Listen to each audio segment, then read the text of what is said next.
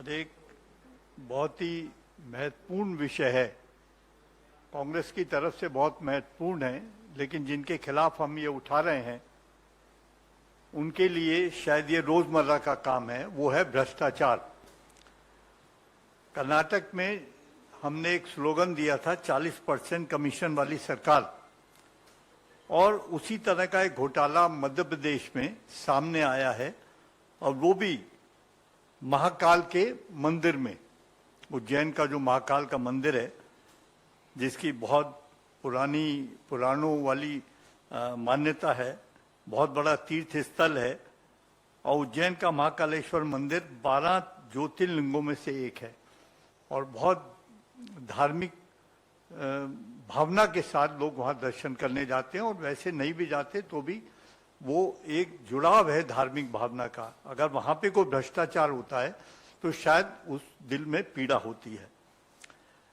अपनी लूट खसोट और बेईमानी को अंजाम देने के लिए इन्होंने महाकाल के पवित्र धार्मिक स्थल को भी नहीं छोड़ा।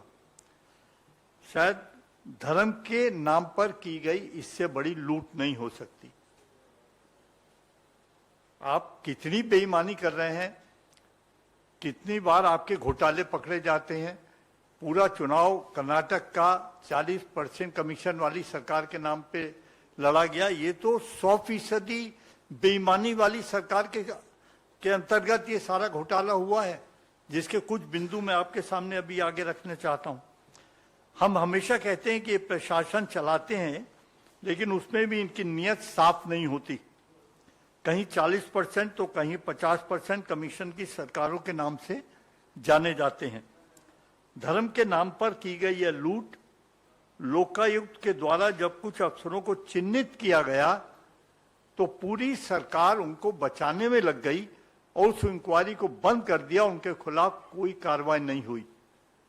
जिस मंदिर में प्रधानमंत्री गए, इतना बड़ा शोर मचा सारी दुनिया के सामने, टेलीविजन के द्वारा वो सारा मामला रखा गया, प्रधानमंत्री की यात्रा दिखाई गई, लेकिन वहां पे जो मूर्तियां लगी उसमें भी बेईमानी करने की नीयत रही इनकी, उसमें भी घोटाला करने की नीयत रही, उसमें पैसे खाने की नीयत रही, और करोड़ों रुपए की वो मूर्तियां एक जरा सी हवा में धाराशायी हो गई, वो टूट गई। ऐसी काहे की मूर्तियां थी? हमारे पूरे हिंदुस्तान में कितने ही मंदिर ऐसे हैं जिनको आप देखेंगे, आज तक कितने भूकंप आ गए और सारा हो गया, हवा भी चलती रही, लेकिन मजाले किसी मंदिर की एक मूर्ति भी टूट गई हो। लेकिन ये क्या है? क्या आप कैसी कागज की मूर्तियां लगाई थी आपने? यही जगह खाने को रह गई थी कि धार्मिक जो हमारे स्थल हैं, आप उसमें ही पैसा खाने के लिए रह गया आपका। तो जो इनका और भ्रष्टाचार सरकारी तौर पर चल रहा था, जिसको हम बार बार उजागर करते रहे हैं, उसमें एक ये नई कड़ी सामने आई है जिसका हमें बहुत दुख और तकलीफ है। जहां करोड़ों की मूर्तियां लगी हो, क्या ये मुमकिन है कि हवा चलने से टूट जाएं? हमारे इतने पुराने मंदिर और तीर्थ स्थल, इस प्रकार का कोई हादसा नहीं हुआ, लेकिन बीजेपी में पैसा खाने की इतनी होड़ है कि उन्होंने भगवान को भी नहीं छोड़ा। प्रधानमंत्री जी द्वारा 11 अक्टूबर 2022 को महाकाल लोक परिसर का उद्घाटन किया गया, और 8 महीने पूरा होने से पहले ही सप्त ऋषियों की मूर्ति हवा चलने से टूट गई। प्रधानमंत्री के इस आयोजन पर करोड़ों रुपए खर्च हुए। वो आपने सबने भी वो पूरा तमाशा देखा, और वो किस तरह की धार्मिक भावना के साथ उन्होंने किया, उसका अंदाजा आपको लग जाएगा कि जो कुछ इन्होंने किया। तो हमारे जो पहली हमारी मांग ये है, हमारे कुछ सवाल हैं, जिसमें क्या महाकाल लोक में 351 करोड़ रुपए से किए गए प्रथम चरण के विकास कार्य में गुजरात की किसी कंपनी को ठेका दिया गया था जिसने इन मूर्तियों का निर्माण किया? नंबर 2, क्या उज्जैन के स्थानीय विधायक महेश परमार सहित विधायकों ने लगातार महाकाल लोक और स्मार्ट सिटी में हो रहे भ्रष्टाचार को रोकने की गुहार शिवराज जी से नहीं लगाई थी, और क्या लोकायुक्त में केस भी दर्ज नहीं कराया था? नंबर 3, क्या आप लोग इस सनातनी आस्था के किए गए आघात के लिए देश से माफी नहीं मांगेंगे? नंबर 4, आप लोग अयोध्या के राम मंदिर में हुए भूमि घोटाले से लेकर महाकाल लोक में हुए घोटाले तक पर मौन साधे क्यों रहते हैं? क्या महाकाल लोक के उद्घाटन में लोगों को लाए जाने से लेकर प्रधानमंत्री जी, मुख्यमंत्री जी के प्रचार प्रसार पर सैकड़ों करोड़ रुपए खर्च किए गए? आज देश पूछ रहा है कि भाजपाई सत्ता कब तक देश की आस्था से खेलकर सत्ता की भूख मिटाती रहेगी? और हमारी मांग है कि हाईकोर्ट द्वारा मॉनिटर्ड एक कमेटी इसकी इंक्वायरी करनी चाहिए, क्योंकि ये बहुत सारी करोड़ों अरबों लोगों की आस्था का प्रश्न है।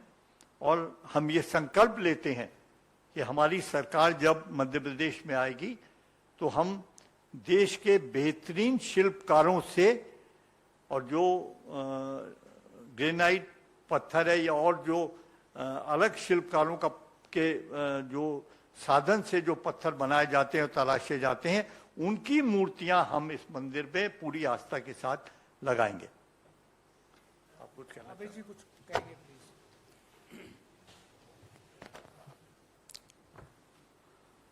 पत्रकार साथियों, ये मेरा पहला अवसर है कि अखिल भारतीय कांग्रेस कमेटी के इस मंच से मैं पत्रकार वार्ता को संबोधित कर रहा हूं। और मेरा सौभाग्य है कि हमारे साथ विनीत पुनिया जी, हनुमा आचार्य जी और स्वयं हमारे मध्य प्रदेश के प्रभारी मूर्धन्य नेता, बड़े नेता जेपी अग्रवाल साहब का सानिध्य मुझे मिल रहा है।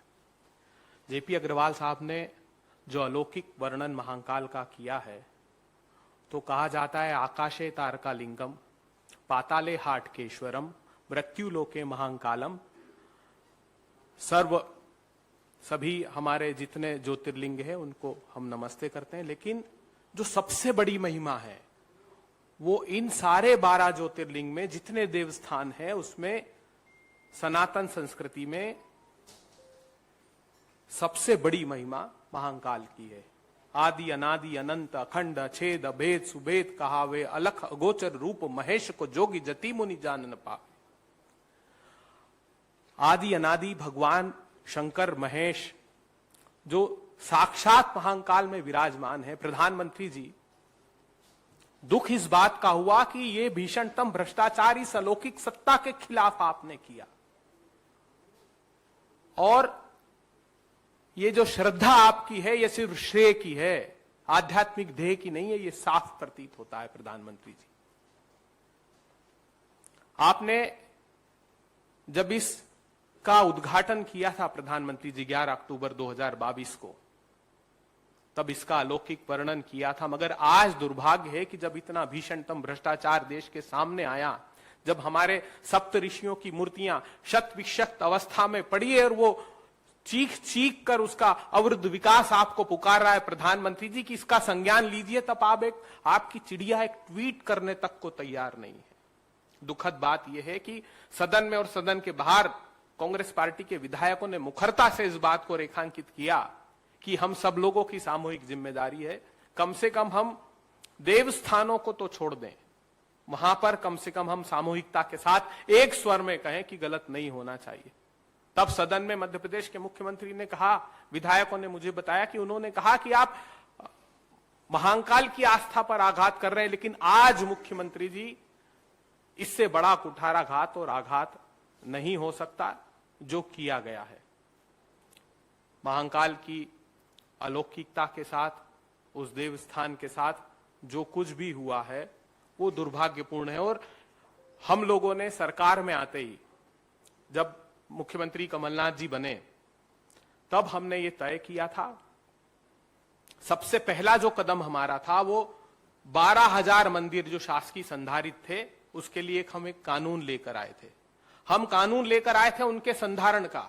आपको जानकर आश्चर्य होगा कि पहले तो महामहिम राज्यपाल ने उस पर हस्ताक्षर नहीं किए और राष्ट्रपति जी को भेज दिया, लेकिन जब हथखंडों से ये सरकार हथिया ली गई तो वो कानून भी वापस इन लोगों ने मंगा लिया। हमने पुजारियों का मानदेय 3 गुना किया था। जो 2 ज्योतिर्लिंग हमारे मध्य प्रदेश में थे, ओंकारेश्वर और महाकालेश्वर, दोनों को विधि पूर्वक एक अलौकिक स्वरूप प्रदान करने का मानस हमने बनाया था। और उन दोनों के लिए ये जो न सिर्फ उसका हम लोगों ने मंशा व्यक्त की, अपितु सारे संतों महंतों को बुलाकर उनकी इच्छा के अनुरूप इसके विकास कार्य पर पहला कदम बढ़ाया था। मगर दुर्भाग्यपूर्ण बात यह है कि आज वो भीषणतम भ्रष्टाचार की भेंट चढ़ गया और कोई संज्ञान लेने को तैयार नहीं। जैसा कि अभी अग्रवाल साहब ने आपको बताया, हम लोग आते ही जो हमारे सबसे पहले क्रम के कार्य होंगे उसमें ये काम करेंगे कि सरकार बनते ही हम संगमरमर की या जो प्रचलित शिलाओं की प्रतिमा बनाई जाती है वो सप्तऋषियों की प्रतिमा बनाएंगे। और भारतीय जनता पार्टी के लिए मैं कहना चाहता हूं, आचारहीनम न पुनंति वेदा, जो विवेकहीन है, जो आचरणहीन है, उनको वेद भी पुनीत नहीं कर सकते। अयोध्या के राम जन्मभूमि के भूमि का घोटाला हो या यहां पर हमारी आस्था को खंडित किया गया हो, तो भारतीय जनता पार्टी ने जिस प्रकार सत्ता उस पौराणिक काल में हथियाई गई थी, तुलसीदास जी ने कहा है, नाना विधि कही कथा सुहाई, राजनीत भय प्रीत दिखाई, उस प्रकार इस सत्ता को हरण किया गया है। और हम हर संभव कोशिश करेंगे, जेपी अग्रवाल साहब ने आपको वादा किया है कि हम आकर वहां उसकी पुनर्स्थापना करेंगे, जो महाकाल का अलौकिक वैभव है उसको पुनर्स्थापित करने का हर संभव प्रयास करेंगे।